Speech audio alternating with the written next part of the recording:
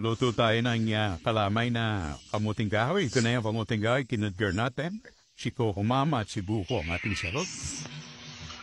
So, pali natin, nakaready na ating pan. Yan, lagay na natin yung asukal natin. Tunawin muna natin bata, si Coco Mama. Tsaka yung asukal, tunawin natin dyan. Saka natin lalagay yung kamuting kahoy. At maglagay din tayo ng kaunting malapot na gatas para luminamnam. Ayan. Ilalagay na rin natin yung ating kinatchat na kamuting kahoy. Natapon pa. Ayan. Tapos haluin na natin para magsanip pwersa na ang kanyang lasa. Hanggang sa maluto yung si kamuting kahoy. May vanilla extra. Kinatkat natin yan ng halos kalahating oras dahil yung ipapkamuting kahoy matigas.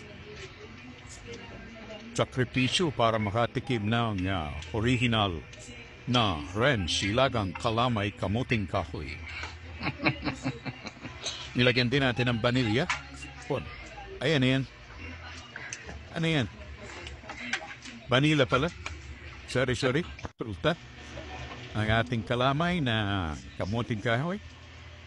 Pumaganit-ganit na siya. Ayan o. Medyo kumukunat-kunat na siya.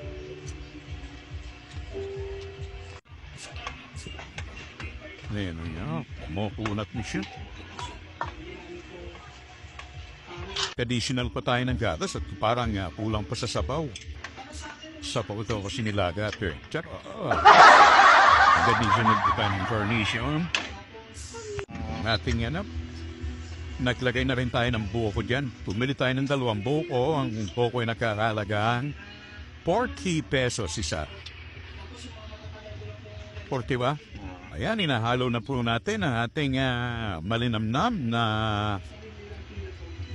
kalamay na kamuting kahoy sa ating mahiwagang kawali.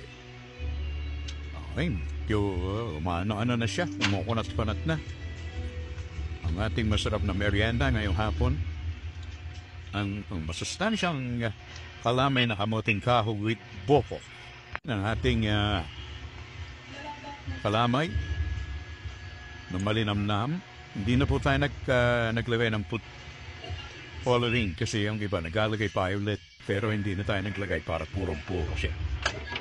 Ito lang po paghahalo natin dahil para gumanda ang pagka-mix ng ating kalamay. Para maluto ang bawat kilaw ng ating kalamay na kamuting kahoy. Pag daw hindi na bumibitaw sa kanyang sandok ay luto na siya. Pero sa ngayon ay hindi pa siya luto dahil bumibitaw pa siya. Kapag siya hindi na bumibitaw at malakit na luto na siya. Medyo kumukunat-kunat na po mga katiyan Yan, tuloy-tuloy pa rin ang halo natin. Kahit yung mga isang oras na nakasalang sa mahinang apoy. Hindi pwede ang malakas na apoy. Din daw muna ang maghahalo. Yan, hinahalo-halo pa natin ang ating kalamay na kamuting kahoy. Naghalo na si Bunso.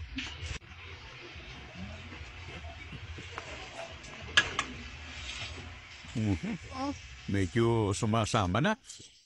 Mukhang maluluto na siya. Sumasama na po yung kawali. Lagay na rin tayo ng margarine para hindi kumapit. Pero hindi naman siya kumakapit sa kawali. Para napag-oily siya. Nahaluin ulit natin. Yan po. Talagang maluluto na siya. Mapagitad.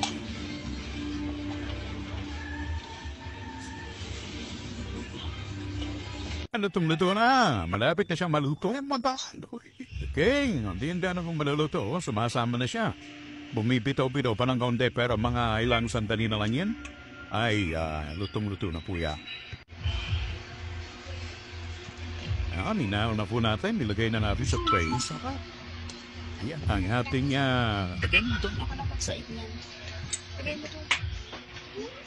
ito na po yung ating lamay na kamuting kahoy. Nakalagay na sa ating tray.